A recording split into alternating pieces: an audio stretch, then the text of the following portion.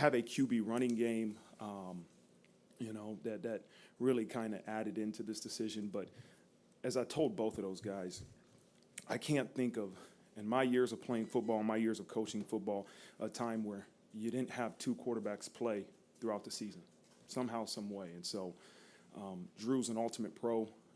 Like any competitor, he took it hard. But he, you talk about the guy that was most excited for Tyler, it was Drew Pine. And it's a reflection of him and who he is. And it's a reflection of that quarterback's room.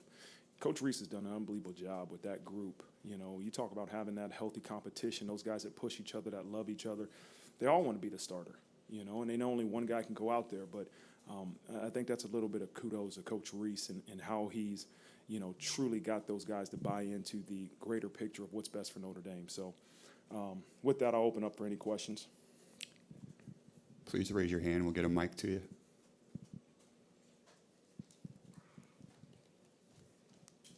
Start with Tim in the middle here.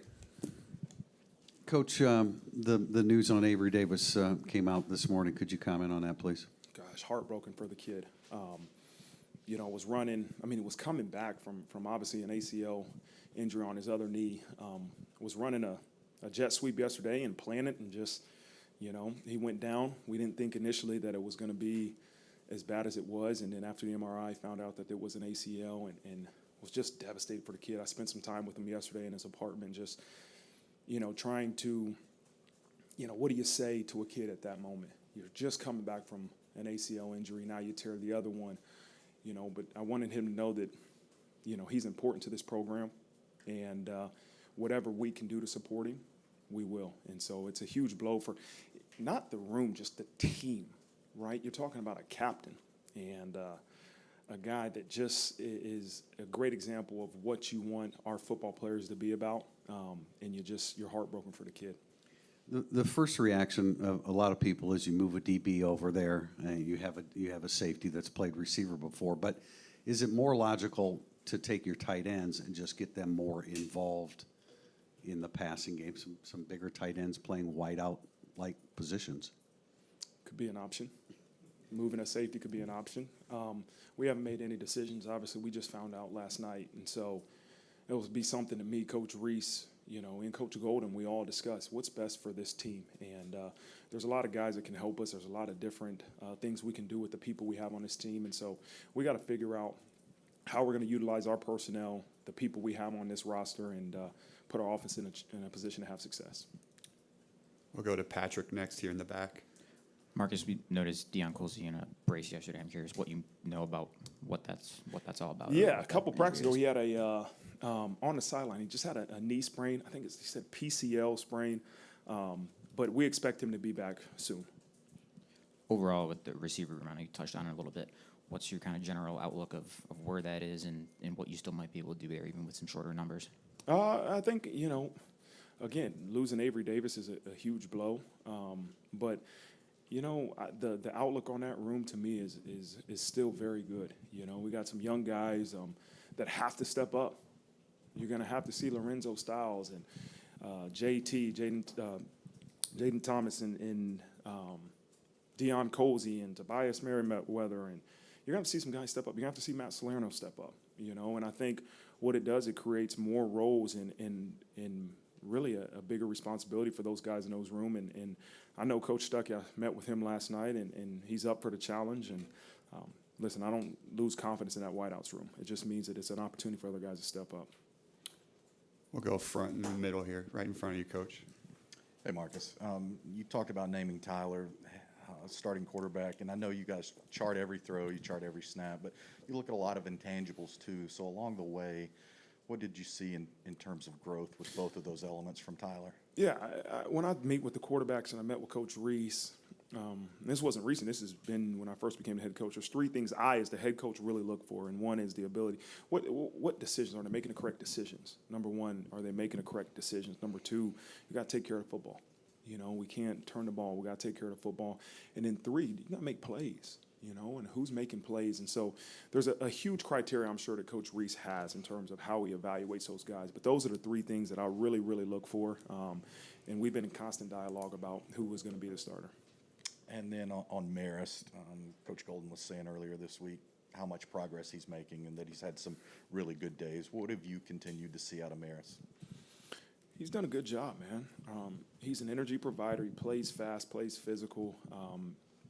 There's still some rust he's got to get off, especially with not doing 100% of the reps. He's a guy that we're still just working his way back to get to that point where he's 100% taking all the reps. And so he still have rust, and that's maybe that old linebacker coach in me. I'm able to watch and say, okay, hey, you're not perfect in your fits. You're not perfect in exactly what your job assignment is. And so I'm hard on him and continue to push him. But, again, he's a talented individual that's going to be productive and help our defense. We'll stay in the front with Pete. Marcus, whether you're a first-game starter at a quarterback or a 3-year starter at quarterback, you have to lead. So I was interested in how you've seen Tyler Buckner grow as a leader over the last week, if not the last 6-7 months. Yeah, he's continuing to grow. I mean, listen, when you meet with the quarterbacks, he is an alpha male in that room. He's a confident guy. He knows the answer. You can tell if somebody doesn't know the answer when you ask a question, he's the first one to answer. But I think he's still getting comfortable being a vocal leader amongst his teammates, and we got to remember he's a second-year guy surrounded by, some seniors up front, surrounded by some guys that have done it. So it's not the easiest thing to do is to be that vocal alpha male. But you can see him every day stepping outside his comfort zone. No matter if you're encouraging, you're holding guys accountable. There's many different ways to be a leader, but I see him challenging himself to be more of a vocal leader, and that's all we ask of him. This might be a good segue into the offensive line. Do you need sort of a different style of leadership from, a Jared Patterson because you have a first-year starting quarterback and, just overall that group for the first week of camp? Yeah. Have you sort of seen what you thought you were going to see from them? Well, to start off fall camp, I challenged the O-line and the D-line. And I said, listen, we need our biggest guys to be our best leaders. And that means our offensive line and our defensive line. And to me, when you really study the great teams, man, when those teams have those big guys up front that are intimidating looking, that are their best leaders, to me, that really is a special team. And so I've challenged J-Pat, I've challenged Lug, I've challenged Jason Adamiola and Foskey and Riley Mills, all those big guys, man, you guys have to be our alpha males. It starts up front. We're O-line, D-line driven program. I say it every time I meet with them. And so, yes, does it entail that you have to lead because you got a young quarterback? Yeah, that's part of it. But to me, I want our program to always be led by the O-line and D-line. Next, we'll go to your far right with Eric in the front. Hey, Coach. Can you fill us in on maybe what the timetable looks like with Joe Wilkins? And also wanted to ask about the status of a few other players, Colley, I guess Ziegler and Bellamy. I didn't see them. Both are back. Ziegler and Bellamy. Ziegler was back today. He had an illness. Bellamy was out. He's got an illness, some flu, something like that. Okay. Yep. Colley is still coming back from concussion protocol. Okay, gotcha. Yep. But how about Wilkins with that timetable? He's ahead of schedule, and that's part of the discussion in terms of where do we want to go offensively in that White House room. We expect Joe Wilkins to be back for the Ohio State game, which I don't know if I would have said that last week, but he is ahead of schedule. As long as he continues to progress in the direction he's going, we expect him back for week 1. Okay, thank you. We'll stay in the front row with Matt. Hey, you mentioned in the spring that you were going to lean on Coach Rees a lot to help make that quarterback decision. I was just curious what those conversations were like, and were you two on the same page throughout the process? Yeah, we've been on the same page, and we just communicate daily on terms of, again, the same things I've talked about, the execution, who's making plays, who's making the right decisions, and who's taking care of the football. And so, yeah, we've been on the same page. And, again, I communicate with our entire staff in terms of decisions that we make offensively and defensively. And in terms of mentality of accepting the role of starting quarterback at Notre Dame, did you want a little bit of time for Tyler to get those reps, or do you feel like he is mentally ready to take over the role? No, I believe he's ready. We wouldn't have named him as starting quarterback. But, again, it's really for the confidence of our offense in terms of they're going to have consistency over the next 3 weeks of knowing who's going to be the starting quarterback and not rotating those guys. We'll go to Tim next in the middle row center. Coach, we talked to Justin Adamiola yesterday, and he's obviously very confident in his abilities and versatility, how you used him last year. Just 2 parts with him. He called Foskey 1A and himself 1A. Do you see that at other positions? I know you see it at that position. Are you seeing that at other positions defensively? And with Adamiola, you used him so many places. Is Al Golden really building on that now with his experience in Yeah, the defense? Justin's a very versatile player that you can use it in. You can use it Viper. You can put him, sometimes at linebacker in terms of what we do on some third down things. No, what makes him good is that he's confident. And I hope there's a lot of guys that come up there and say we should all be 1As. We have to continue to try to build 22 guys on each side that can go in the game and help us, and I believe in that. If we're going to play with the expectations and demands I have as a head coach in terms of the effort that we have to play with, you're going to have to rotate guys just to really be able to play at that level every single play. And so we tell our guys, we're looking for 22 guys on each side of the ball to be ready to play at any moment in any game. Follow up on that is we assume Brandon Joseph at one safety spot, whether right or wrong, but DJ Brown seems to be having a good camp. Has anyone kind of claimed that, the other spot, so to speak? I think DJ and Houston are still battling. Ramon's having a good camp. Xavier Watts is having a really good camp. And that's the beauty of it. I told the whole team today that, we decided to name a quarterback because, one, it's good for the offense. We were ready to name him, and it's the most publicized position in our football program. But there's a lot of guys within our football program that are going through those same type of battles. And at some point, we're going to have to make a decision, and the ability for those guys to still support each other, to still push each other, make yourselves better is what we need. And so, you think about Houston, DJ, Ramon, every day battling, who's going to be the starter? I don't know, and we'll see. Obviously, we continue to move forward. Up next, we'll have Chuck Freeman in the front. Marcus, along those same lines, not to fixate on that running back room, but how do you see that depth chart evolving right now? Audric had a really good day today. I mean, he's been a powerful, tough runner. Logan's still in red, so he hasn't been live yet. So until we can get him out of that red jersey and get him some live reps, he's still going to be – we know what Logan Diggs can do, but we need to get him out there. We need to get him some reps, get him hit a little bit. And then Chris Tyree brings obviously a versatile element to our offense too. And you know what, the Jabron Payne, he showed that he fits in right with those other guys, But I was really impressed by what I saw today out of Audric, what I've seen over camp from Chris. Logan Diggs, we know what he can do. I want to, at some point, get him out of that red jersey. And then the freshman Jabron has shown that, okay, he can help us. And then social media, and frankly, my barber tell me that you practiced at St. Joe this week for one of your workouts. Who's your barber? Armando. Okay. Well, not Armando. That's why my hair looks like this. Nevertheless, is that something, what's the intent behind that, and do you plan on going to other high schools in the area?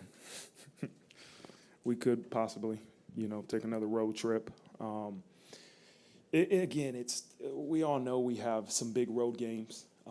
The other part of that is practicing at night. We got some big night games, home and away. The philosophy behind that was, listen, I don't care where we go and where we play. It can be at Notre Dame Stadium. It can be at St. Joe's High School. The field dimensions are 53 1/3 by 120. And what we do within those white lines are all that matters. I don't care about what's outside those white lines. And so I don't care if it's a high school stadium and there's nobody there. I don't care if there's 110,000 people there. All that matters is what's between 53 1/3 by 120. And that's the point of that. It wasn't about Ohio State, or it wasn't about Clemson at night, or it wasn't about anything other than no matter where we play, it's 53 1/3 by 120. Let's go and execute. We'll go back row to the right. Marcus, I was wondering where you are on your search for captains, how that's coming along. Well, we haven't named captains for this season yet, but you have two guys that are returning captains with Avery and J-Pat. Obviously, everyone went down, but that's why I wasn't in a rush. Those guys are still captains. And we'll name captains here in the next upcoming week or 2 weeks before the Ohio State game. I know that. Listen, if we're looking for captains to lead us, then it's going to be a long year. And I've challenged every one of those seniors. I've challenged our SWAT captains that, hey, we need leadership no matter if you're named a team captain or not. We need leadership amongst everybody in our program. Thank you. All right, that is the final question. Thanks, Coach. Thank you.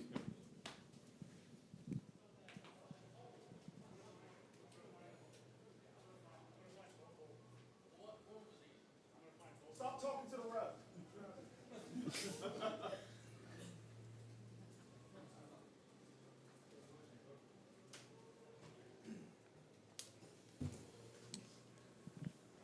All right, we'll go straight into questions.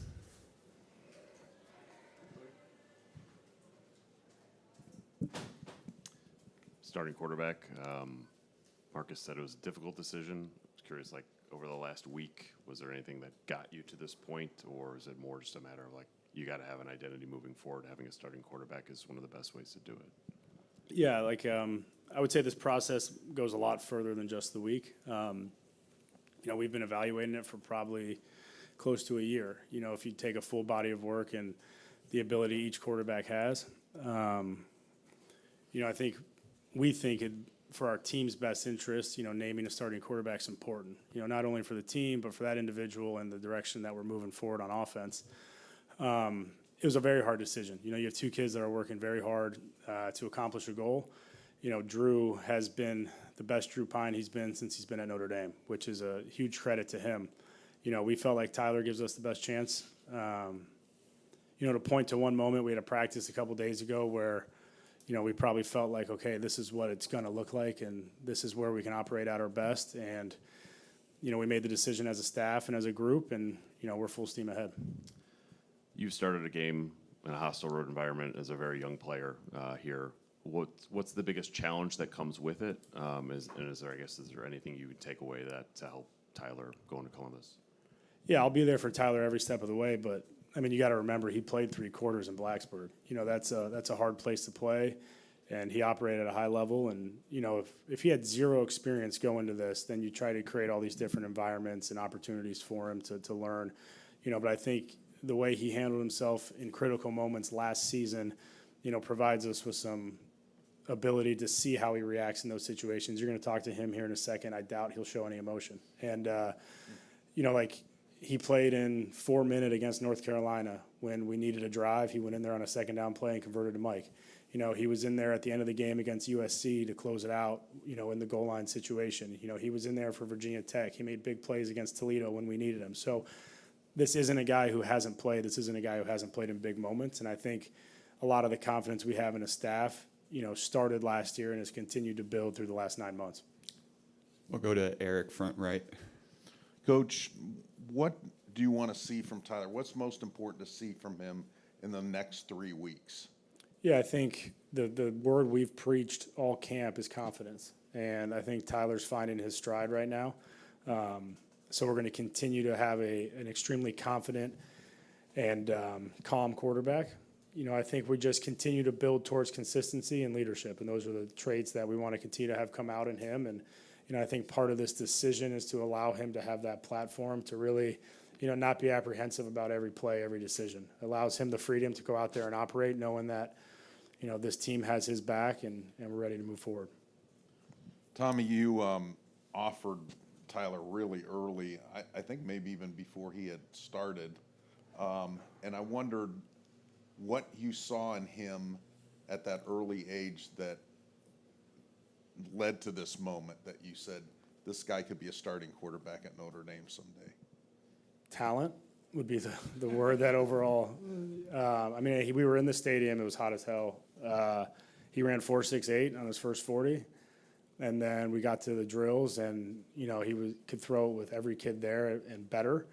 I think you're going into his sophomore year and played a little bit, got hurt, and so we knew right away the talent was there. I remember spending that day. I think we walked over to the Goog. It was Ty, his dad, my dad, and Ty was born in Wilmette or Winnetka, where my father grew up, and so there was like an instant connection there. And the more time I got to spend around him, you said, okay, this is the type of personality that can be the quarterback in Notre Dame. So it started with talent. That was the evaluation, and then as we dug into the character, that was something that we knew could lead this program.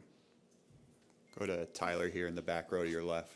Sure. Tommy, you said the other day that there was a sequence, I guess, where Tyler showed what your offense could look like when he's operating at his best. Was that a particular drive? Was it a play? Just kind of describe what that moment was like. And then what was it like balancing everything that he could do with what Drew could do? Because it's obviously a different offense with Drew, and the quarterback competition obviously had its twists and turns because of that.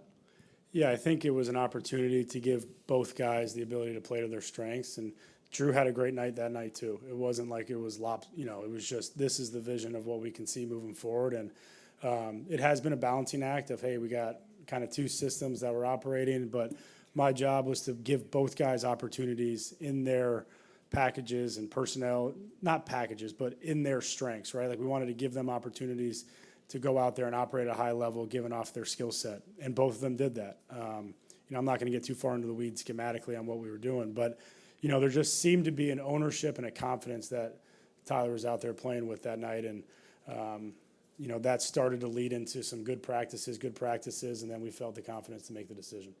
We'll go to Levon here in the back. Coach, what would be Yep. what would be the role for Drew Pine as he after naming Tyler Buckner's starting quarterback and kind of where he fits in moving forward? Yeah, this program needs Drew Pine. I mean, there is zero doubt in my mind.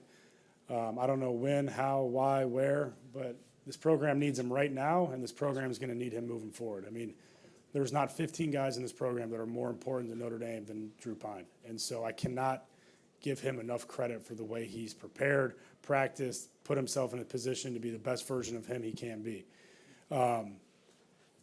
He needs to continue to lead, continue to be a guy that everyone counts on.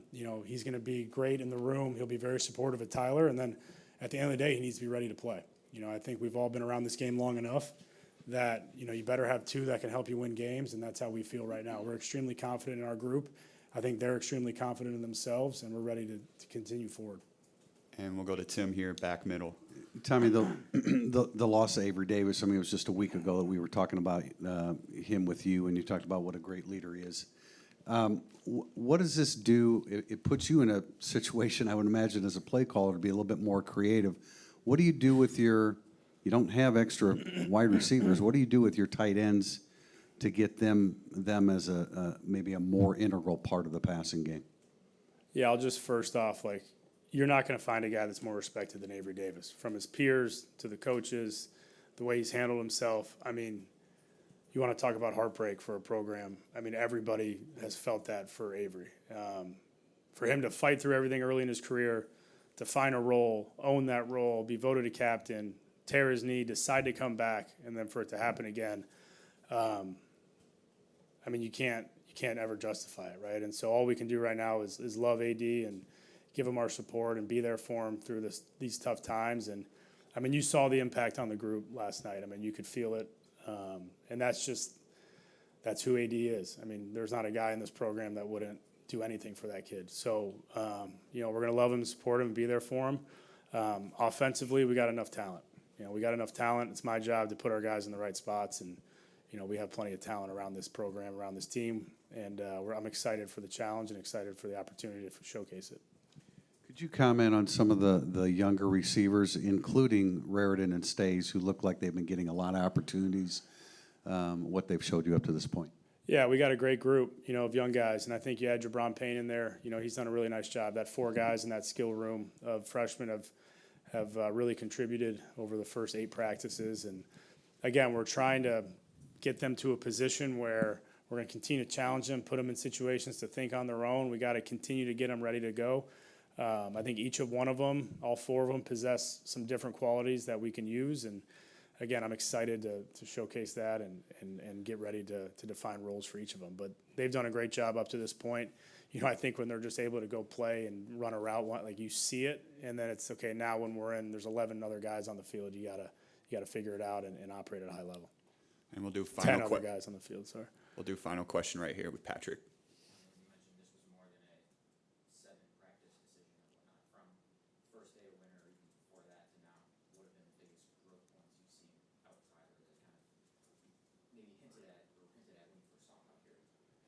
Ownership, I think. I think it's hard when you're not given the platform to always be out in front, always be assertive, know exactly where you fit in. But I think he's done that. I think we've challenged him to do that as a program. Drew's also done that. But you saw a step in the ownership of his role, the ownership of him as the guy that's going to be out in front. And that was really the challenge for him, and he answered the bell. I think he worked extremely hard this offseason. I think he's worked extremely hard in camp. The mental capacity that he possesses is extremely high. I think as we continue down this road, there's going to be more and more growth for him. All right, thanks, Coach. Good luck, Ty.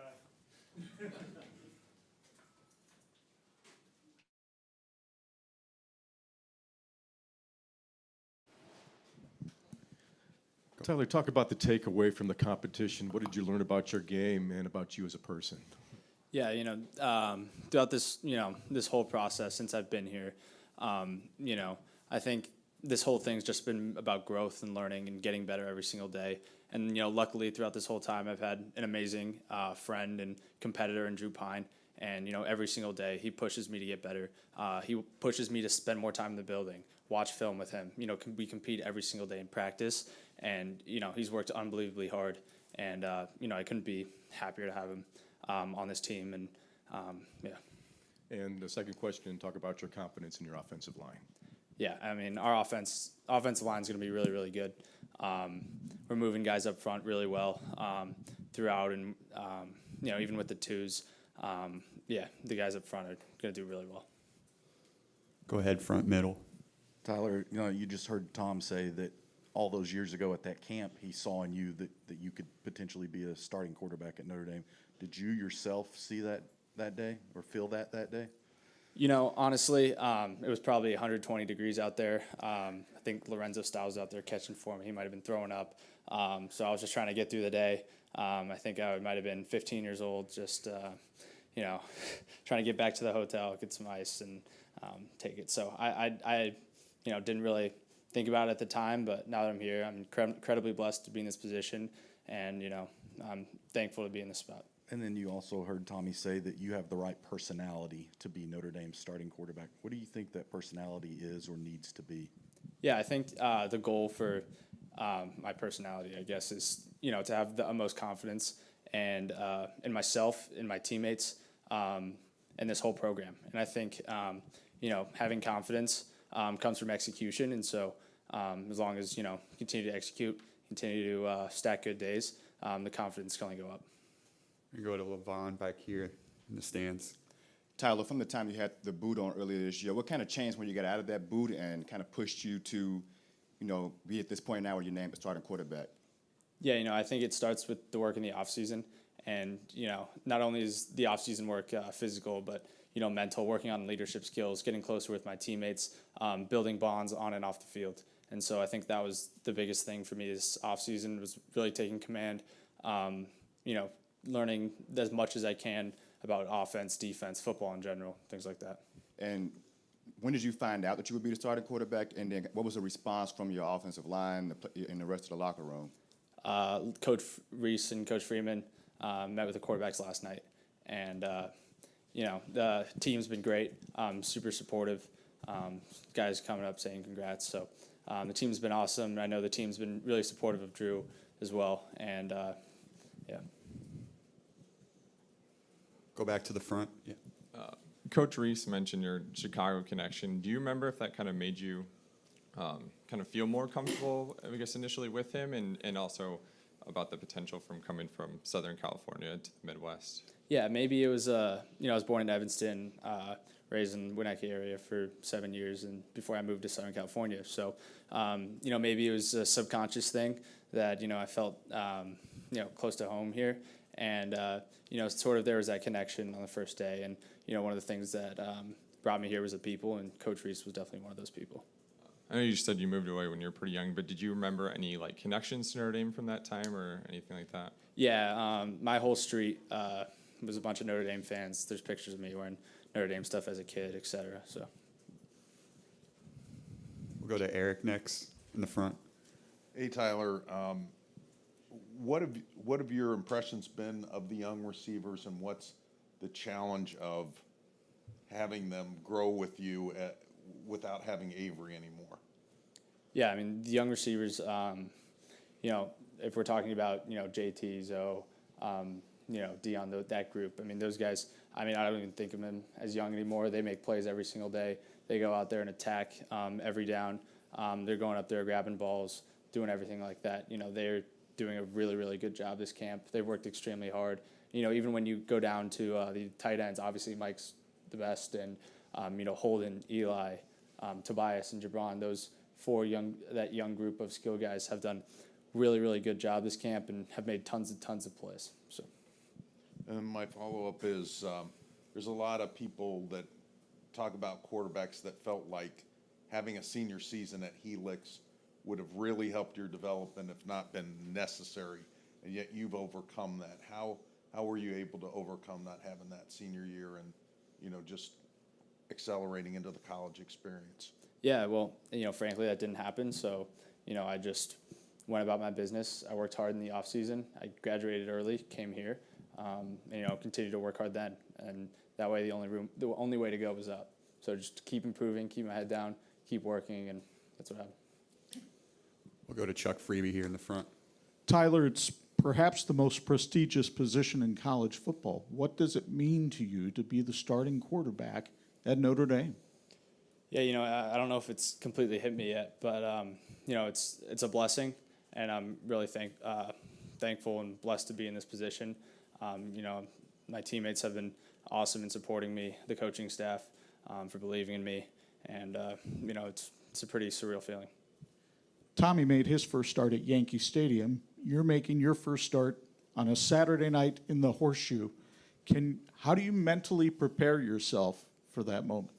As Tommy said, I think I did play like 3 quarters at Virginia Tech, and I've been in games in some pretty big spots, and I feel confident in myself in those situations. But who knows what it'll be like at Ohio State? I'm sure it'll be extremely loud, and I just continue to get better every single day, continue to execute, and focus on football, and everything else will, the fans in the stadium and all that will, try to not think about that. And we'll go final question with Pete in the front. Tyler, whether you're ready or not, you have to lead. So I was interested in terms of like trying to lead Jared Patterson, trying to lead Braden Lindsey or Avery Davis, like how you go about that part of the job when you sort of probably look at yourself and be like, okay, I haven't really been out there a whole lot yet. Like, how do I direct these guys who are veterans? Yeah, I think there's definitely still abilities to lead. I think leadership doesn't always have to be about, hey, you go do this, you go do this. Me and JP are good friends. And so I think I think a good way of being a leader with JP is like, continuing to stay close with him, help out with the O-line whenever I can. If they need something, I got to do it. You know what I'm saying? So help as much as I can. And, with the guys outside, some of the older guys, it's just communication at the end of the day. Is continue to communicate, let them know my opinion on certain things, and we can talk it through and just continue to be vocal and, have a good set of communication with those guys. And I guess at what point, or maybe you're still getting to that point, in this camp, have you been able to go out there and just sort of like rip it a little bit, opposed to sort of thinking through some things, thinking about your throwing motion, thinking about all that, just sort of get back to playing what you did, back at Bishop's your junior year? Yeah, and that's typically when I play the best is when I'm just out there. I like to think about myself. I say I'm just balling, just playing ball. And so, I think that thought process or that mindset of just going out there and balling is something that comes from preparing and being so confident and being so prepared that you don't have to do any thinking because it's almost subconscious at that point. So it's about preparing to get myself to that level as much as I possibly can and then being consistent about it. Awesome. Thanks, Thank you. Tyler.